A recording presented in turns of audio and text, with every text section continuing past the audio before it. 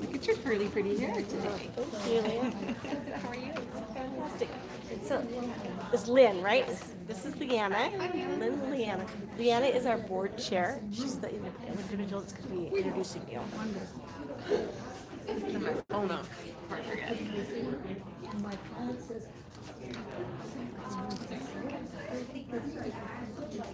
Are we sitting there or are we standing? How does we can balance the power? What do we have? How many do we have?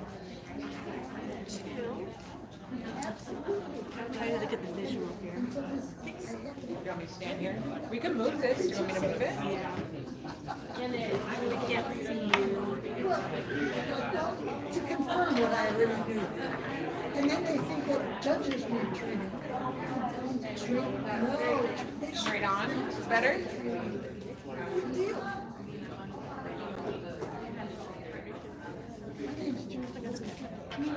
How about right there? Right here's good? Is that okay? Yeah. Okay. Still an administrator? Oh, yeah. Sorry. Yeah, this is old. You know, I can. Yeah. Which we just introduced you to English or something? Oh, I can. Okay, this is probably easier to do that. I'm feeling we're gonna have a word today.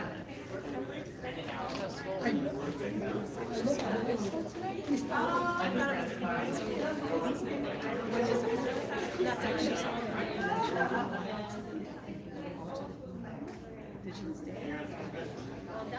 Well, yeah, we did have an extension.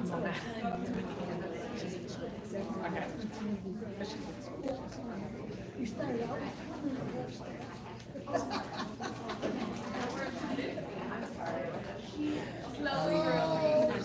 Anyway, so that's the thing about clients that I've got to go to mediation. They need to insist. These are cute. I was long story about the person that got me involved in mediation was Mary Page, who was a woman way back in about 1970. And she read in the paper about these kids getting killed. And so I said, well, I'll take the case. And I poured that into she contacted us. And next thing, she went with her to a committee room where the hearing chair was former WCLC director. And that's what's funny for me, that we do not have domestic violence in the state. So I think it's okay. But this was that study was done.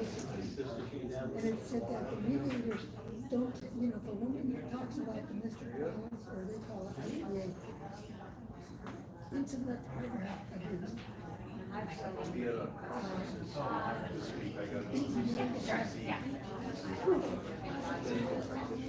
Which the commentators were talking about that highlight. This is not even if you get that proof. It's not and if the guy appears innocent for we just come to the police. Yes.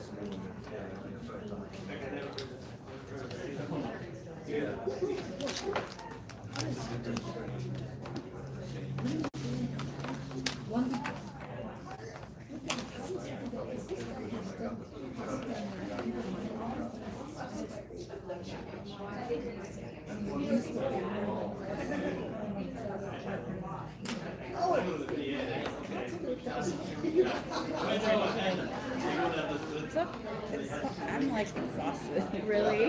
Yeah. Wait, we did the report and then the press release and all that. Yeah. So I'm a lot. Yeah. So Yeah, it's a big moment for you guys. No, it's just you know, you get the wall and you're like, crash. What was that time? You probably need to talk right now. I always at 1 o'clock. So, no, I try not to go watching afternoons. Really? Yes. It actually makes it worse. All right, ladies and gentlemen, welcome to our October Fullerton Collaborative General Meeting. We know we saw people filing in, but we're going to go ahead and get started so we make sure we start on time and get out of here on time. We appreciate you making it over here today. We have a nice full schedule for this meeting, so we're going to get moving right on it. I'm sorry I forgot to introduce myself. My name is Leanna Percucci, and I am the board chair of the Fullerton Collaborative, and we welcome you. So our focus for this month on this meeting is human trafficking and domestic violence, data, trends, and collective work making an impact. And we have two representatives here from Vanguard University and from the OC Human Trafficking Task Force. First up, we're going to have Ms. Ruthie Hanchett. Let's hear it for her. Put our hands together.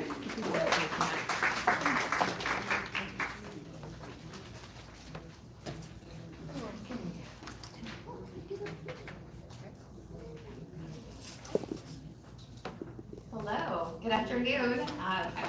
Thank you for the introduction. My name is Ruthie Hanchett, and I want to just acknowledge today is Indigenous Peoples Day. So yes, thank you, Judith. So we want to acknowledge that we are on the Tongva and Ahachiman land and show our respect for that. So my name is Ruthie Hanchett. I know many of you in this room because I've been a part of the collaborative for the last few years, and I also serve on the Fullerton School Board, some of you from that work as well.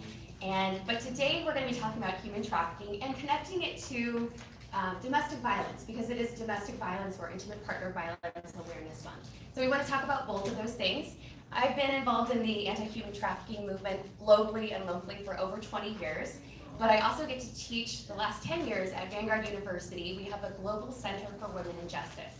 So I teach undergraduate students about human trafficking, and I also get to coach a group of students that are called Live to Free, and we go out to high schools, junior highs, community groups, and over the last 10 years, they've educated over 10,000 young people and community members about human trafficking with a peer-to-peer approach of young people teaching other young people. And today, we're going to hear from my friend Lynn Tran, who is our guest, and she is the administrator from the Orange County Human Trafficking Task Force. She'll introduce herself after I share a few things, but I just want to explain, we are so fortunate in Orange County to have the task force. Lynn, under her leadership, the task force has grown since 2004, and we are one of the most established and well-respected human trafficking task force in the United States and really around the globe, of bringing together civil society, government actors, law enforcement to fight human trafficking. So we're going to do a little bit of an update about what's happening here in Orange County and how you can get involved. So I want to start with just a little bit of background from Fullerton, because some of you will remember that in 2019, some of us came together to try to form a more collaborative effort to fight human trafficking here, specifically in Fullerton. We had the Orange County Task Force, but we wanted to look at what was being done here.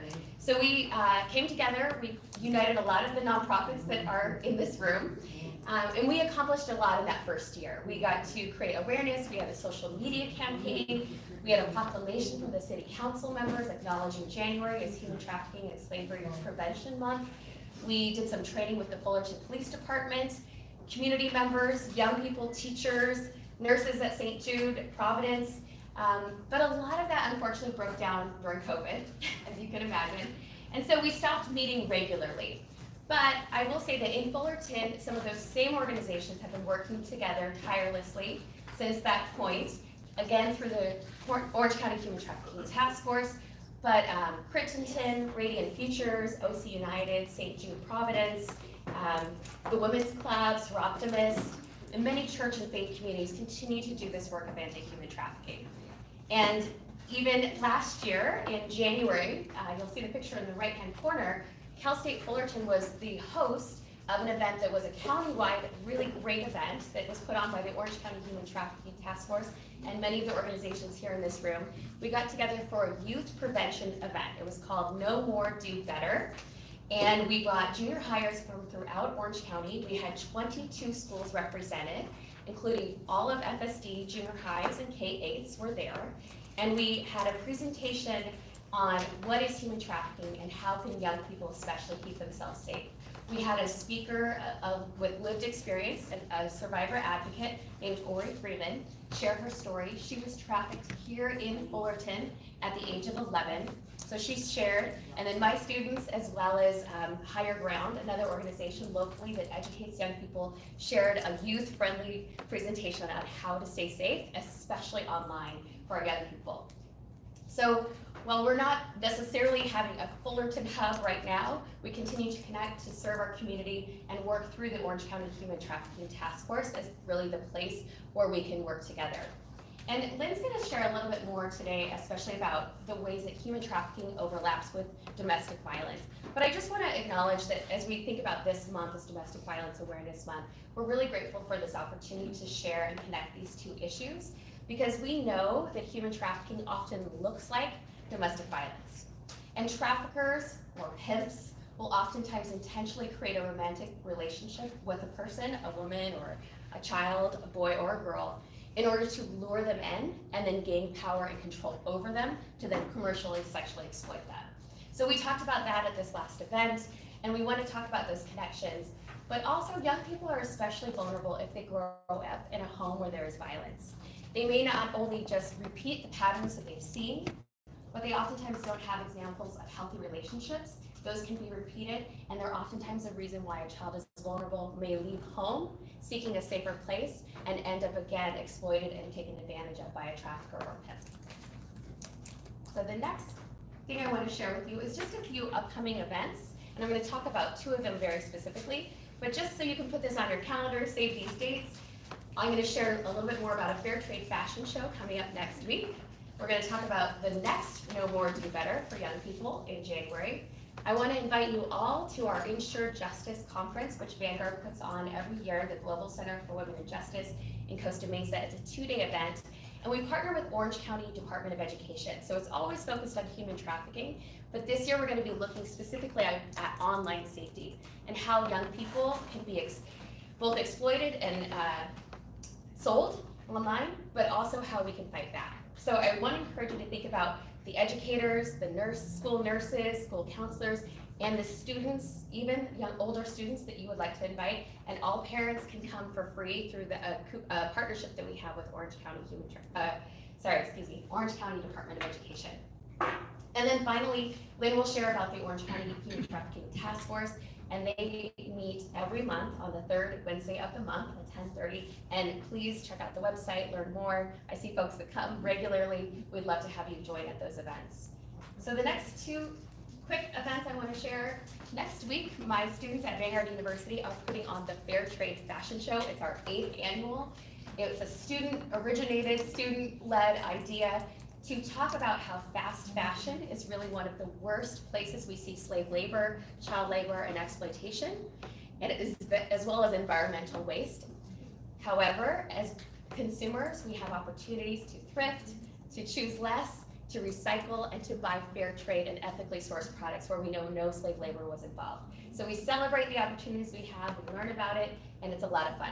So if you have young people in your life, if you've got students, youth groups, kids, teenagers, this is a great way to introduce them to this issue, have a really fun time.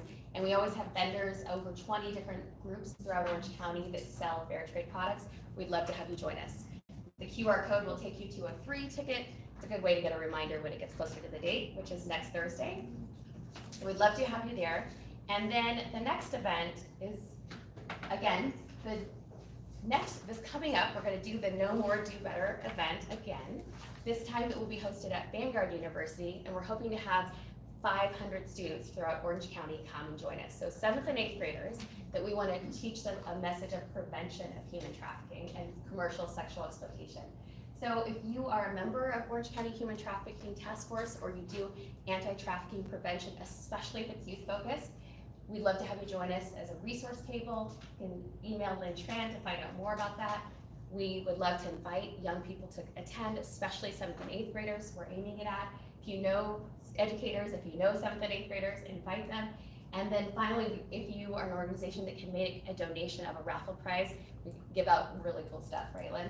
Because we want the kids to have a really great time and be excited about being there.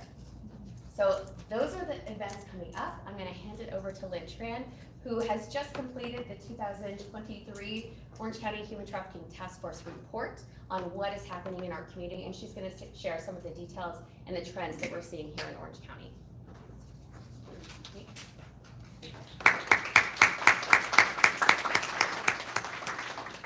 Good afternoon.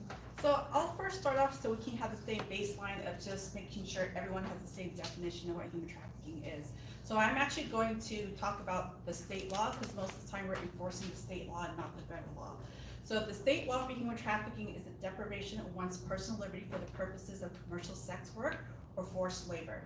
What that also means that anyone under the age of 18, a minor who's involved in commercial sex is automatically considered a victim, which means you don't have to prove evidence of force when it comes to a minor. So what happened, if you have been following the news, is that California Senate bill was introduced by Senator Shannon Grove out in Bakersfield. This was her second attempt to make human trafficking a serious felony crime here in the state of California. So just a very quick understanding how the crime law works is that crimes are classified in different types of classifications. They can be classified as a serious crime, a violent crime, everything else is considered non-violent and non-serious.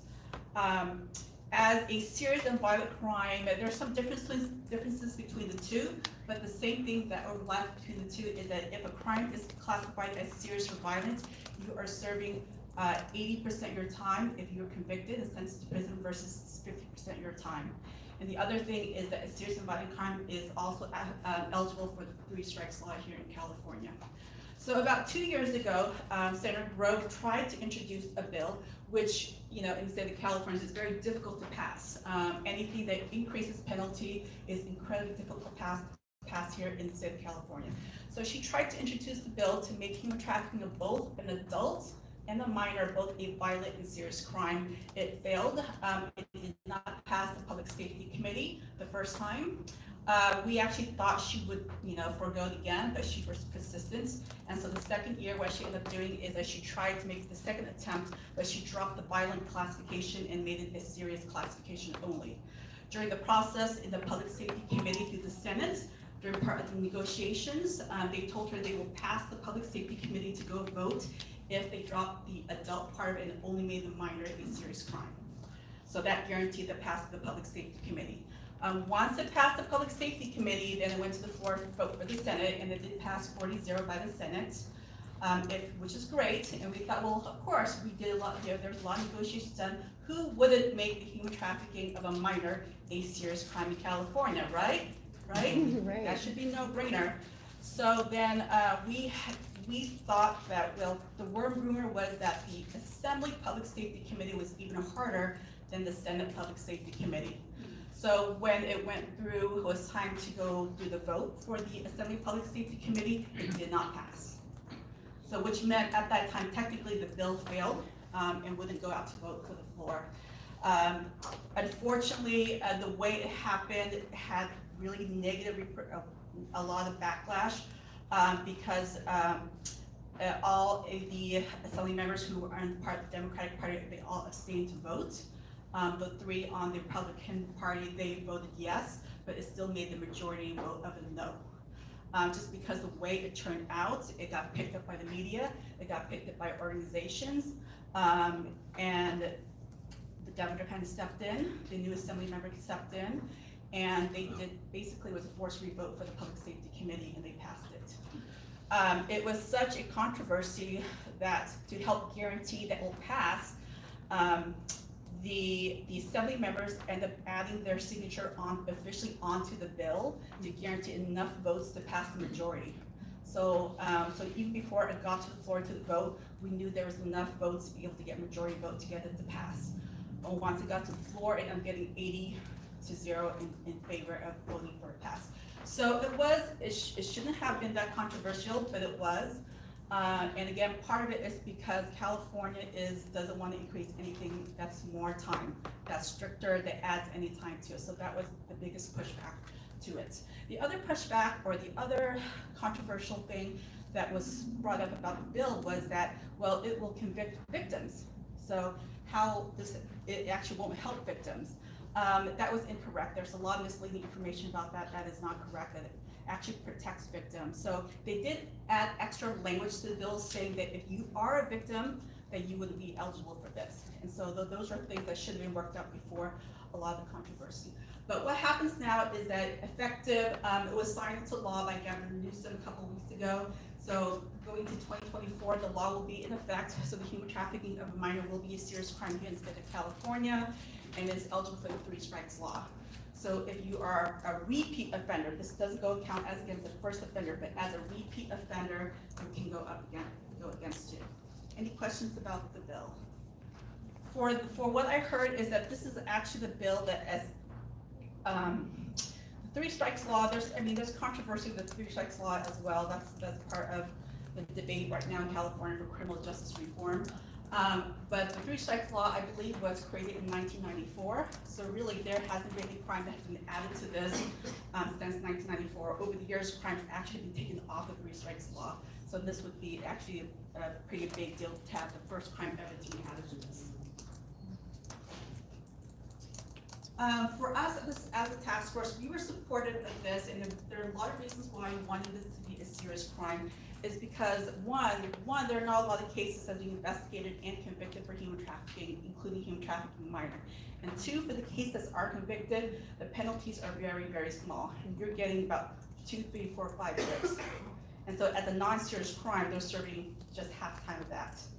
And so there's a lot of nuances about the law and why we wanted to make it a serious crime. So if they're getting sentenced to 5 years or 4 years, we want that trafficker to serve 80% versus 50%. And what we're also seeing is that they are actually repeat offenders because they don't take this very seriously, so they're continuing to do that because it's easier.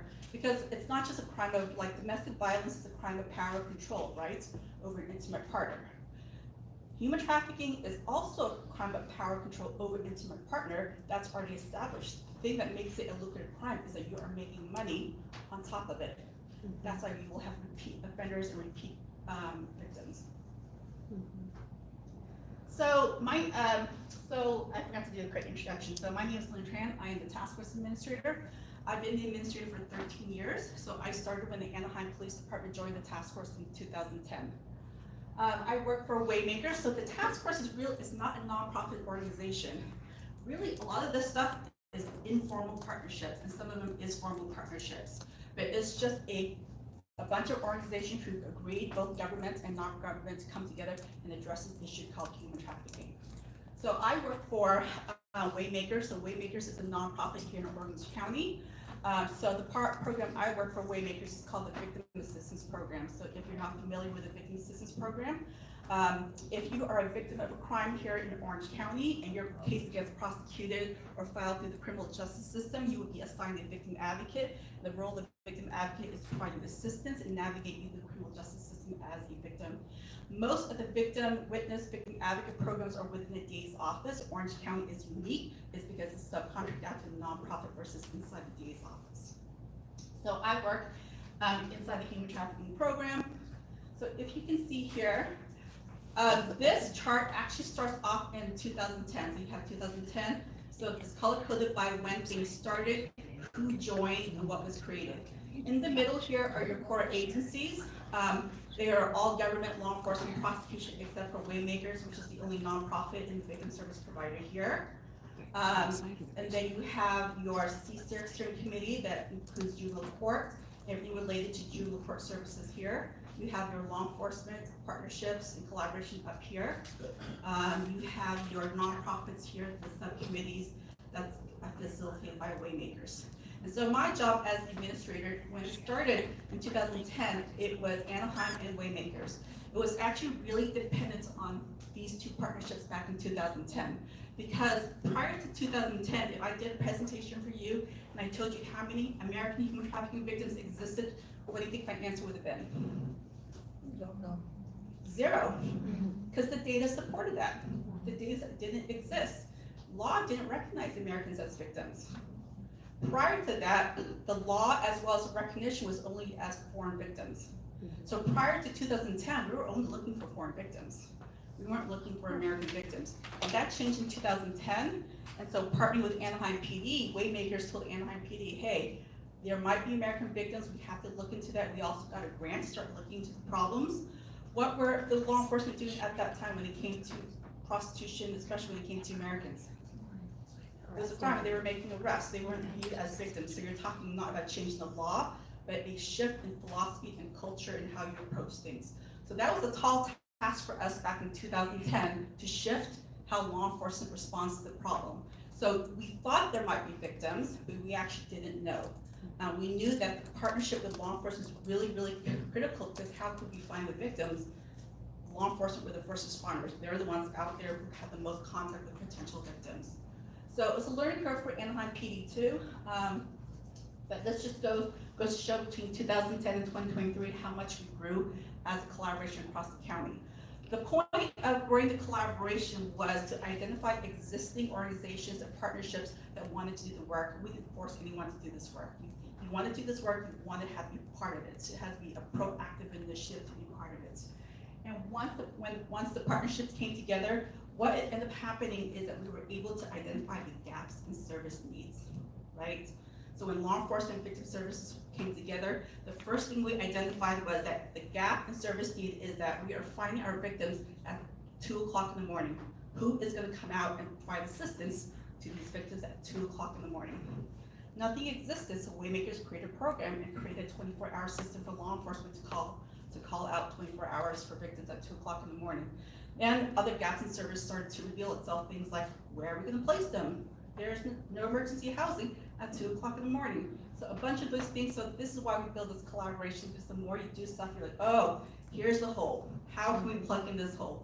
Here's the hole for legislation. Here's a hole for homelessness. Here's a hole for substance abuse. How do we plug that in?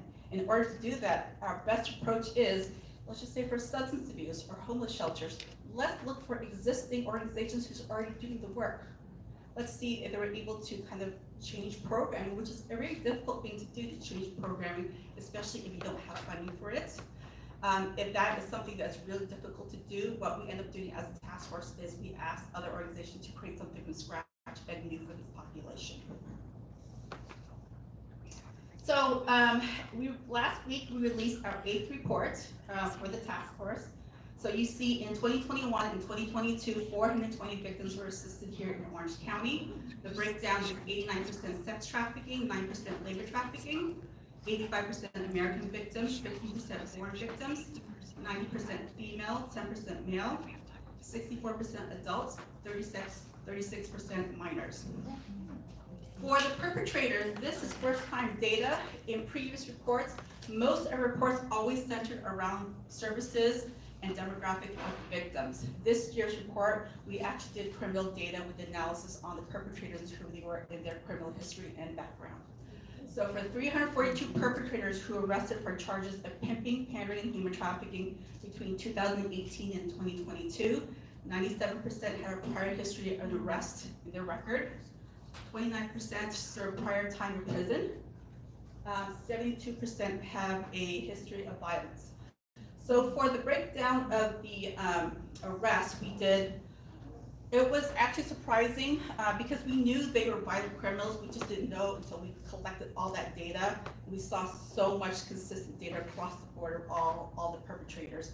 Is that the biggest percentage in the breakdown of the arrest is 39% of them have been arrested at least 10 or more times.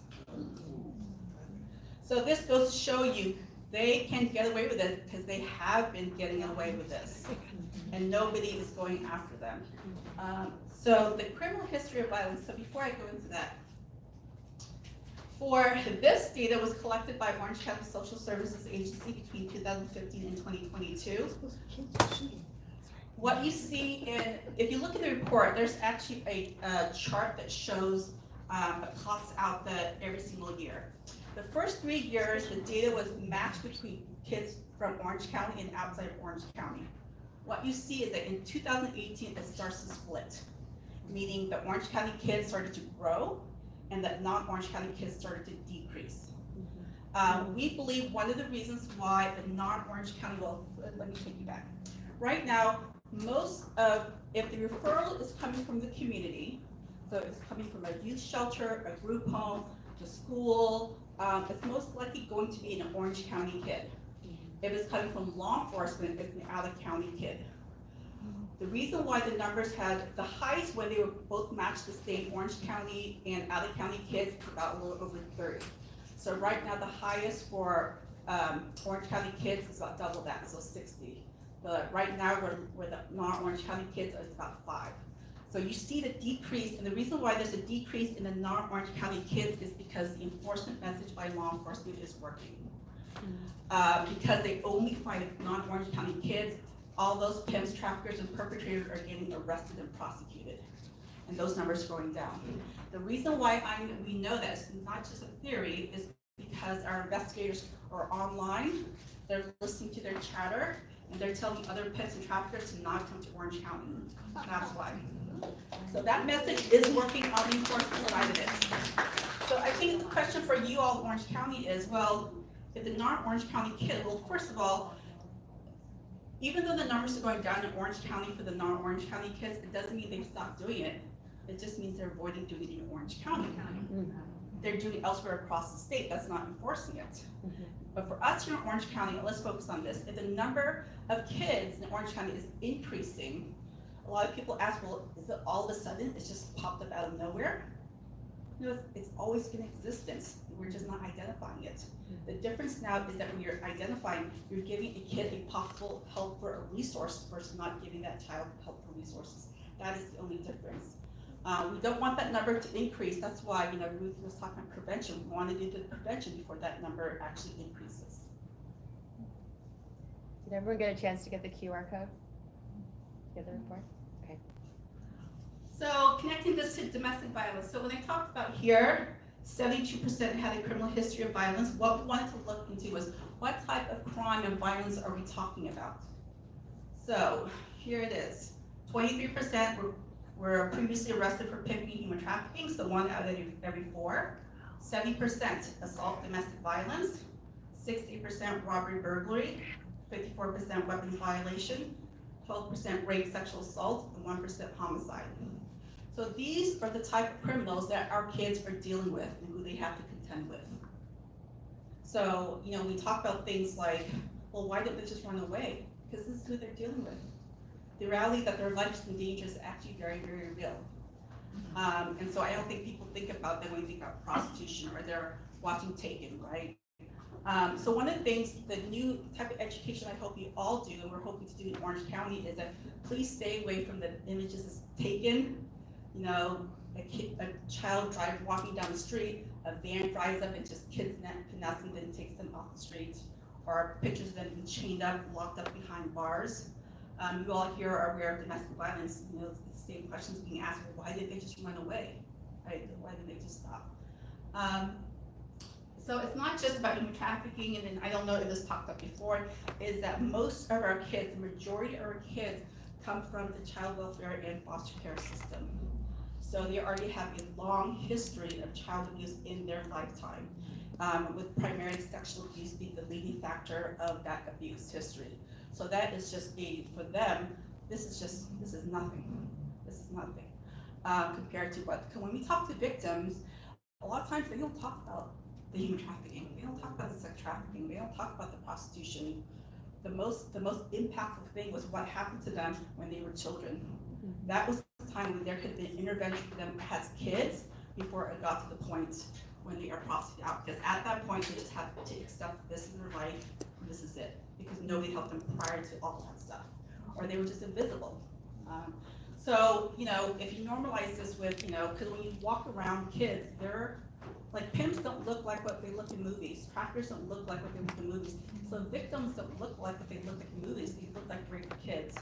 And the other thing with social media, because I know my time is running out, what's really important about social media, and the investigator did a really good job explaining this, especially for those of us who were born before the age of the internet and the cell phone. So before the cell phone, if a grown man walked up to your home and knocked on the door, and the parents opened the door and said, "Hi, I'm gonna go into your young daughter's, teenage daughter's room. I'm gonna go talk to her. I'm gonna say whatever I want to her. I'm gonna do whatever I want to her, and we're gonna close the door." That would never happen, right?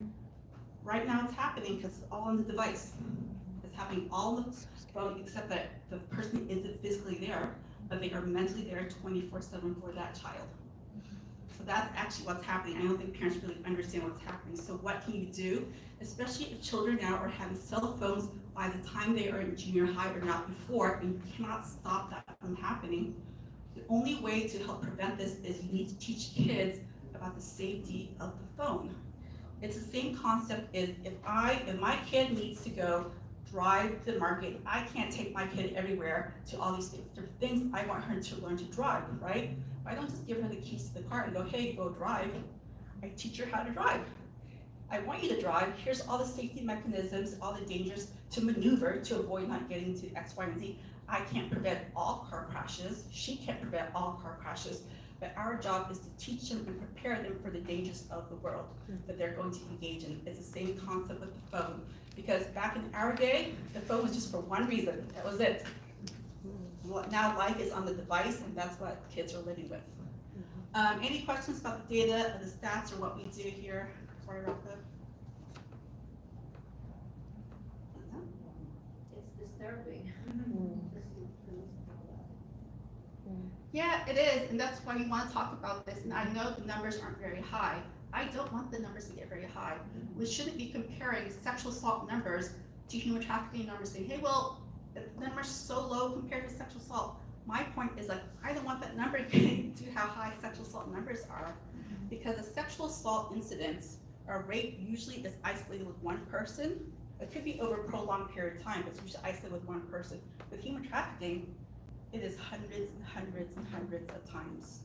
So that's, I would say that's different. So one person has more violence into that one person than I would say in comparison to other types of crime. Yes? I know you're involved with the schools. Yeah. I'm MJ Noor from the Parents' Voice. Do you train the children in the schools? Do you have time to go to the schools and say, hey, if you have this issue arising, or if this is a situation, we're here for you, or Yeah, that's, how, I understand you're telling the community, Yeah. but shouldn't we be telling the kids? yes, we should. That's why we have this event. So the reason why we started focus on prevention, it was really around 2018 and 2019. So as a task force in law enforcement too, what we were seeing is that the aftermath was so detrimental to these victims that we couldn't reverse trauma. We couldn't reverse trauma fast enough. So what could we do? Because asking us to do it, you need to think about it like the Mississippi River, right? So right, everybody is at the Gulf of Mexico where it's dirty and where you can ask, clean up the Gulf of Mexico. We need to go upstream before it gets to the Gulf of Mexico, right? Because it's just impossible at that point. And these kids, what they're coming from, like, you cannot reverse trauma, what's happened to them. So we made an effort in 2019 to start prevention programs, and we started with Higher Ground, that's based out of Anaheim, because prior to that, they were working with gang prevention, so they understood the concept of early gang prevention, so we kind of introduced human trafficking to them. They piloted out for 7th and 8th graders in 2019. We learned a lot from that pilot group. First of all, we learned that kids enjoyed that session better than a regular school day. They learned more from that than a regular school day classroom. We also learned that they also have the same misconception of human trafficking. They thought it was smuggling or was kidnapping. They didn't associate with just domestic violence type relationships or unhealthy relationships. So that's the second thing that we learned. The third thing we learned, and we also did a pilot group with high school students, and it was the same thing. The high school students enjoyed that day, one day class over a regular class, because these are social issues that's impacting them. The other thing I think for adults to really understand about this is that we want teachers and adults to know this, because if this happens to a student, we want the students to feel confident to go to an authority figure, a teacher, to ask for help. The reason why, because in the pilot group, when we were doing the survey, the kids said that they had very low confidence being able to ask for help. That the high school kids felt more confident that they themselves can help other students than going to authority figures for help. Right? So we are going to continue to educate our kids because they're impacted by this, and they're starting very young. The schools, have the schools allowed this in? Yeah, so a couple things. One is, yes, as Lynn Tran, there are many groups that are being invited into schools to give one-time presentations or programs. I've personally run some programs out of Santa Ana high schools where we did 12-week-long programs with kids who were high risk, but also potential to really make a difference on their campus. Anaheim Union has done a great job of embracing this and integrating it to all of their junior highs and high school, especially through Higher Ground and other organizations. They're really integrating prevention awareness. Every single California student is supposed to learn about human trafficking and healthy relationships through our law, the California Healthy Youth Act. It's part of a comprehensive approach to sexual education that they need to learn about what is human trafficking, what is sexual exploitation, and what does a healthy relationship looks like. So every single school district is finding ways to teach 7th graders and high schoolers about human trafficking. Our challenge is if they're doing it well, if they're doing it with the best curriculum. So that it remains a challenge, but it is required for our public education for kids to learn about these issues. Only twice.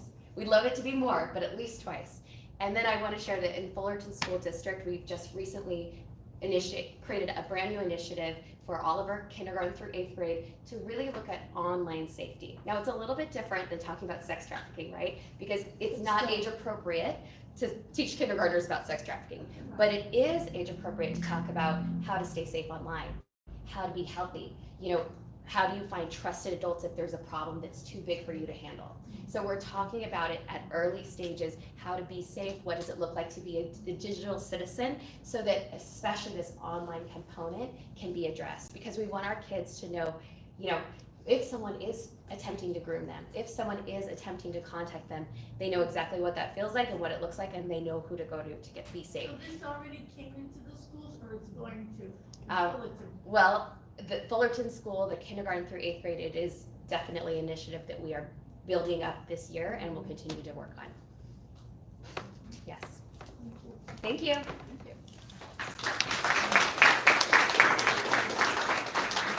Thank you so much. Wealth of knowledge, and we appreciate that so much. Okay, next we have a member spotlight. We have Radiant Futures, which was formerly WTLC. We'd love to have you come on up. Let's hear for Radiant Futures.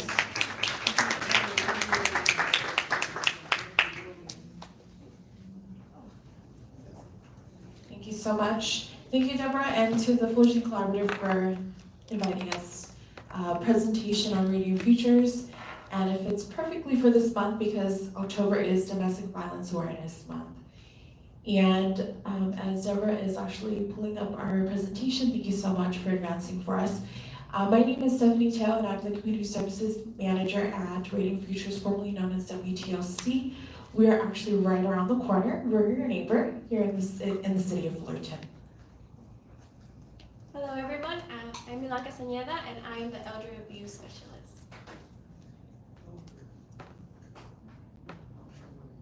Sorry, being a little bit slow right now.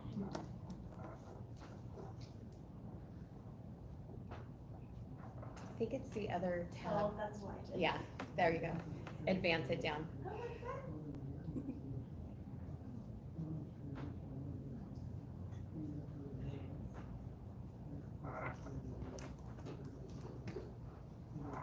Okay, perfect. Thank you, Deborah. So Radiant Futures, so today we're actually give you a quick or brief overview of our programs and services. And I forgot to mention that I also oversee our community department. And so we'll go more into detail or elaborate a little bit more about all the services that we provide at Radiant Futures. So Radiant Futures is formerly known as WTLC. We're not a separate entity. We actually rebranded back in January of this year. And the reason for that is to be inclusive. We've actually been in existence since 1976, so 47 years. And the reason why for the name change or the rebrand is because like survivors and also service providers, they actually did not know that we actually provide services for men as well. So men, women, children, LGBTQIA identified, all of our services, we are inclusive. And so that is the reason for the rebrand. Oftentimes we would hear survivors that would say, I did not know, which is why I did not call or I did not contact the helpline. I do need to go into an emergency shelter. but with the name itself, WTLC, they were hesitant, and so they were reluctant, and therefore they did not call or contact us. After learning that, after the fact, then they realized, well, you do provide services not just for women, but also for males and also for LGBTQIA. And so our story, formerly known as WTLC, that is our mission, is building community free from violence. In existence since 1976. Back in the 70s, women and children were found in their cars. They were living in their cars. There was a needs assessment that was done on these women as to the reason why that they were living in their cars with their children. And the reason for that is because they were escaping violence. They were escaping from the one who caused harm, from their perpetrator, their abuser. And so that's where we came to existence. Formerly known as WTLC Radio Futures, started off as an emergency shelter. 47 years later, we're more than just an emergency shelter today. We envision a future where everyone in our community is free and lives and thrives free from violence and from harm. We build a safer community by providing crisis support, services for all survivors, and education to prevent domestic violence, including trafficking. So these are our core programs. The first one that I would like to go into detail in depth is Bridge Housing. Bridge Housing contains emergency shelter. We also have transitional housing, which we just opened up. We had an open house with our transitional housing. We're really excited about that. And then we also have permanent, or which is stable housing through our key housing, which is all under the bridge housing. And hence the word bridge housing is because we want to bridge those gaps. One step going into emergency shelter, then going into transitional, and eventually, ultimately, it would be stable or permanent housing. The next one is we provide community education and advocacy. Community department, we actually provide education. So presentations, education to non-professionals and professionals. That can include anything from 40-hour training, which we have. We offer that 4x0. We just completed one. We're starting up again in January. We've been doing that virtually since COVID, and it's been great. It's been awesome. We've had many in the community from all over up north, from all different jurisdictions. Like survivors, we are open to anyone and everyone coming in to receive our services, so we're not restricted with our jurisdictions. Community education, we're also doing outreach. So our advocates are constantly out on the campus, campus sites. We are connected with Cal State Fullerton, Cypress. We've been just constantly on the go since this month because it is Domestic Violence Awareness Month. We also do classes. So we facilitate our personal empowerment program, which is domestic violence classes, psychoeducational program for anyone who identifies as a survivor. So not necessarily a survivor as in it just happened 2 weeks ago or a month ago. It could be anyone identified as a survivor. It happened 25 years ago. So we do, and it is co-ed. And we also provide facilitate parent education. So our parenting curriculum, which is the P, Positive Parenting Program. That's 3 weeks. Our personal empowerment program, domestic violence classes, is 10 weeks. Everything is at no cost to our survivors. The next one is our counseling services. Our counseling services, we provide one-on-one or individual counseling, as well as group counseling and peer support group. We've actually incorporated, we've expanded.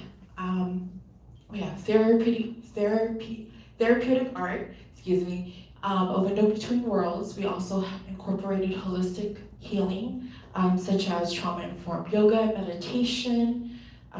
Next week, we're actually doing our very first hip-hop cardio for survivors, very similar to Zumba, but it was with hip-hop.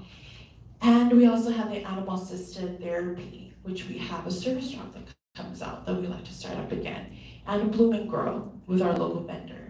And so it's been very successful. That's something that we've incorporated. Also, to end the cycle of violence is one thing that's very unique about our agency. Our services are not only to predatory survivors, but also to those who cause harm. And that's the way to bridge the gap, is because we do have a reboot program. Our reboot program is actually with Anaheim PD and UCI. And this is facilitated with our Anaheim PD and UCI, along with our Chief Program Officer, Dr. Nafta Pareto, who oversees it. It's a 4-week program. We've had participants have taken this more than once. It's a total of 4 weeks. It's promoting healthy masculinity. These are anyone who identifies as male, who have had violent history, who actually have taken initiative to wanting to know and to learn new ways of how to communicate in a healthy way, in a healthy manner. It's been great. Another thing that we do offer for those who cause harm as well is that we provide supervised visitation through our SAFE program, which I oversee. SAFE program, it is contracted with our Lamoureux Justice Center, or Lamoureux Justice Court, Family Court. And so we provide all of these services at no cost. For non-custodial parents who are granted by the court to receive exchanges or even visitations. We do have advocates that are trained and certified, and so they do the visitations. And we actually have all the visitations at our center as well. Last but not least is we do provide legal advocacy with our legal services. We actually help with filing for the restraining orders, name change, filing for custody, divorce, and also our advocates are accompanying our survivors to their court hearing. We do not provide any counseling or consultation or legal representation because they are not attorneys. However, they can help them and explain to them of the process. So that is the last portion of it with our services, and then I'll pass it over to Milan. So as mentioned previously, October is the month of domestic violence awareness. And so in front of you, you'll find a purple ribbon. And if you don't, you can see me later after the meeting. So purple is the color that represents domestic violence awareness, and it shows support towards the awareness we're bringing towards it. And so just a little bit of statistics. So this is from 2021 to 2022. About 1 in 3 women and 1 in 4 men have reported experiencing physical domestic violence by an intimate partner. And then we have as well 1 in 5 women and 1 in 13 men have experienced sexual violence from their intimate partner. And about 13% of women, 14% of women and 5% of men have experienced being stalked by their intimate partner. I'm gonna go ahead. Thank you, Milan, for the statistics. And so as you see in front of you, we do have a flyer for EVAM for Domestic Violence Awareness Month. If you'd like to continue to participate or to advocate for our survivors, we do have events. We've already had last Thursday our open house, but the 12th at Placentia Witten Center, we are providing refreshments. This is actually a Spanish presentation at Placentia Witten Center, and it's about an hour, and they will receive refreshments. And that could be anyone in the community, not necessarily just restricted to survivors, but it's open for all. It's open to the public. Yes. Shouldn't it be Seguir? Yes. I could see, I learned that in Spanish last century. Yeah. Oh, yes, there's a typo there. Thank you for the correction. Oh. So there is that on the 12th, and then on the 16th, it's Breaking the Trauma Chains. It's a family workshop from 6:30 to 7:30. It's in our El Medina FRC, since we are partnered with 7 family resource centers here in Orange County, one of them being El Medina. That is actually in Spanish, another Spanish workshop, since in that particular area it's predominantly Spanish, and that was something that we requested. It's 6:30 to 7:30 for 1 hour, but it's open to anyone in the public in our community. The 18th, though, I do want to highlight this one. This is actually our Facebook live stream. There is a QR code at the bottom of your flyer. You can take your device, your phone, and you can scan the QR code that would take you directly over to the website. And then there's a link. So on the 18th at 6:30. It's 1 hour talk. There is a survivor, so I would say if you could please spread the word, and then, spread the word and share Facebook Live with Speaker Truth. And so that's something that we are very excited about, hearing it from a survivor's perspective. And she's also the founder of Speaker Truth, which is led by Hannah and Dr. Amanda Peretta. On the 19th is Spirit Day. It's National Wear Purple. So next Thursday, please sport whether it be the purple pin or anything, a blazer, t-shirt, or a purple headband, wear purple. And so take a photo and using the hashtag DBAM23, hashtag Radiant Futures. Thank you for supporting First Survivors. On the 24th is Voices of Tomorrow. We're really excited about this. This is our second annual open mic. And so we partnered up with Night Owl right on the corner. And open mic night, 6 to 10 p.m. Please come out, show your support, or if you would like to sign up, and then whether you would like to sing or poetry or share any talent, sign up for open mic. We will also have some Radiant Futures staff that will also be attending that evening as well and showcasing their talents. So please come out if you can on the 24th. Last but not least, we have the time dueling pianos, 3/4 time. And so this one is actually a fundraising event. It's a fun event. It's held at our Fullerton campus. One thing that I forgot to mention also is that we've expanded, and we also have a Anaheim campus. So downtown Anaheim is another one that we have with our admin, but we've expanded, so most of our services are still held here in Fullerton. If you'd like to know more about that or register, please go ahead and scan the QR code and go directly on our website if you'd like to partake in that. Or if you have any other questions, come see me or Milan at the end of this meeting. Any questions?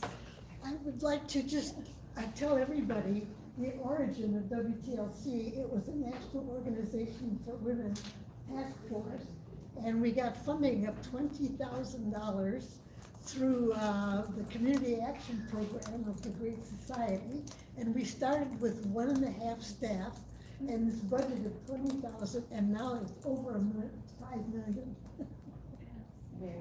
And our first location was in we rented from Florence Crittenden on Harbor Road. Thank you. Any questions? Questions regarding Radiant Futures or services, events? Okay. Thank you so much. Great work.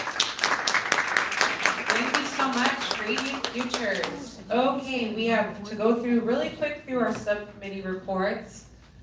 We do not have a report out from homelessness today, but their next meeting is coming up next week, or like a week and a half, October 18th at 1 p.m. And is that virtual, Debbie? Okay, so just be looking out for that link. Debbie will be sending that out. And then the health and wellness meeting, we do not have a report today, but their next meeting is October 25th at 12:30 p.m. Again, there will be an email reminder regarding that, but mark your calendar. And we had David De Leon that's going to do a little update for Next Gen. Not much of an update. Outside, we're gonna have a meeting on the 20th of October. We had, I think you heard at the last meeting, that the last collaborative meeting that we had met to discuss some potential designs of a committee, and so we still have to meet with the city, and finally we were able to secure a date. So once we have that meeting, we'll be able to provide more information. Okay. Perfect, thank you, David. And we have Daniela Arbiza from the Fullerton School District here for an update on early childhood. Thank you so much. My pleasure. My name is Daniela Arbizzi. I'm the Assistant Director for the Educational Services at the Fullerton School District, overseeing the Early Childhood Program. So we had our Early Childhood Subcommittee meeting last week. Thank you so much for whoever participated. We shared some information about the Community School Program and the Community School Center that it's open at Fullerton School District at the Nicholas. school campus, and we share the information that at the center are provided to families and students or to the community. Then we had some guests. We had the North Orange County Continuing Education NOCE, one of the coordinator, sharing the resources they have as far as classes for parents. And then we had an update about EDI and the focus data, how we are using the EDI data within the district and the community to address those red flags that were showing after the data was released. And lastly, we advertised one of our preschool events. It's called Read for the Record. It's a national event, but we also do it in our preschool. So we are distributing one book for each child, each family, and we are creating this event on October 26th in all our preschools, where the parents are invited to read with their child. And that's it. Thank you. Okay, we have just a couple minutes left for any member announcements. Just real quick, I can speak loud enough. I just wanted to share this. When we had our last board meeting, we talked about membership, and right now, our goal for this fiscal year was 60 members, we're at 57.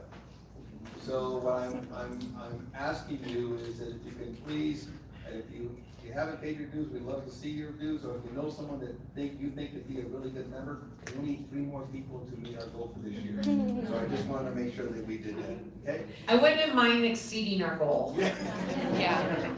Do So it. 3 plus 3 plus 3. Let's just go for 70. Come on. Come on, guys. We could do it. All right. You had an announcement, ma'am? Yes. Oh, thank you.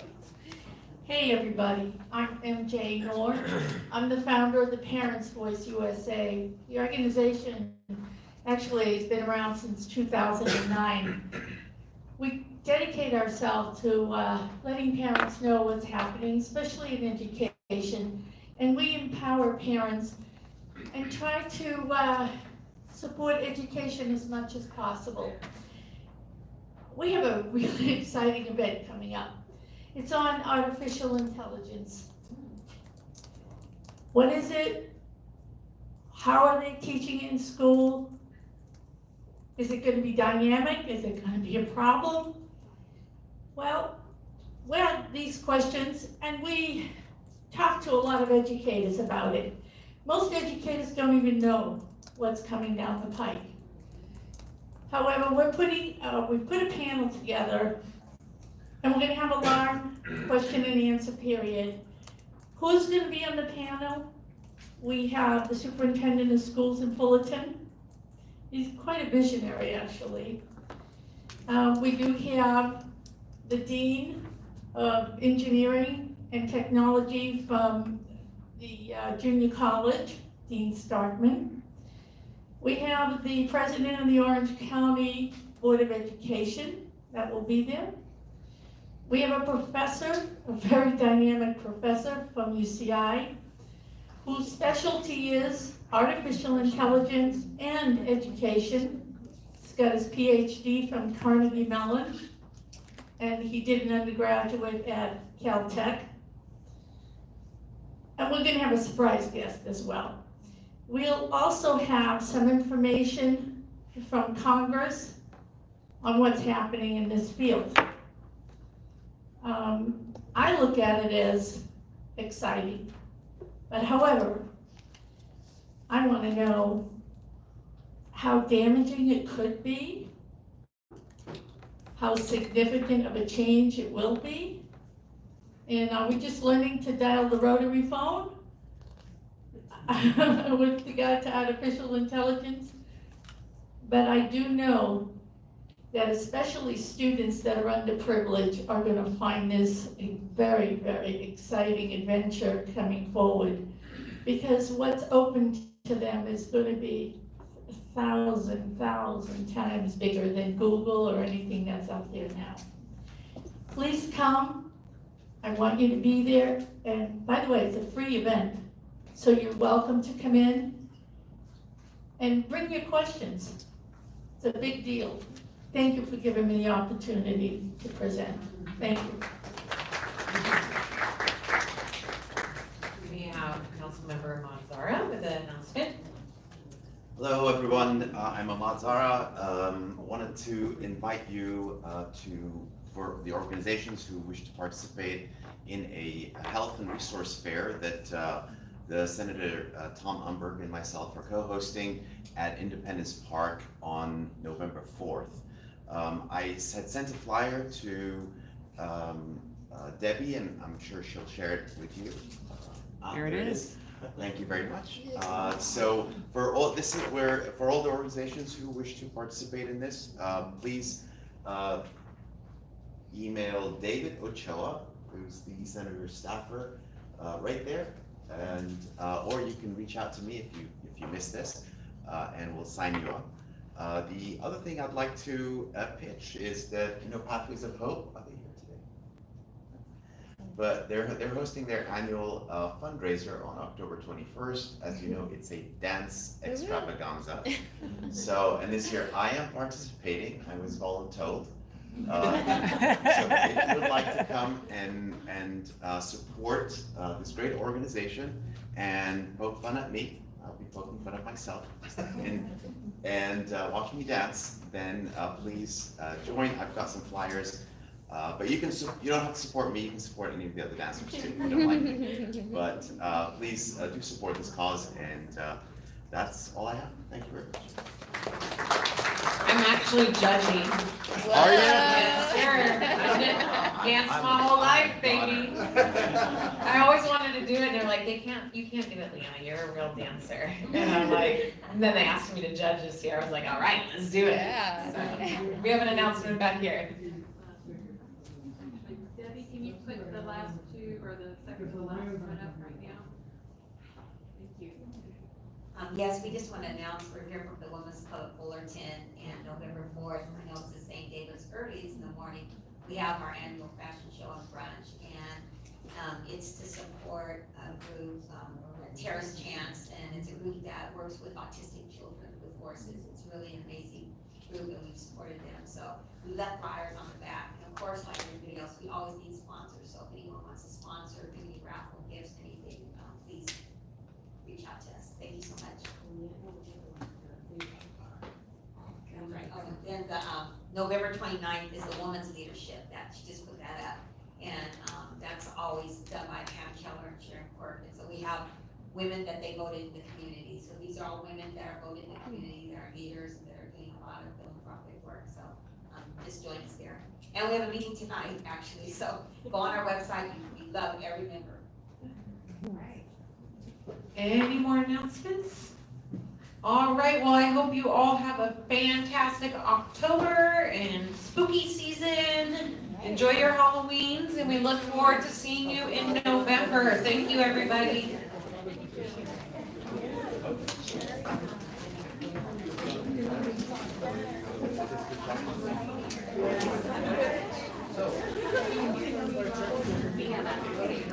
I'll let you do it. I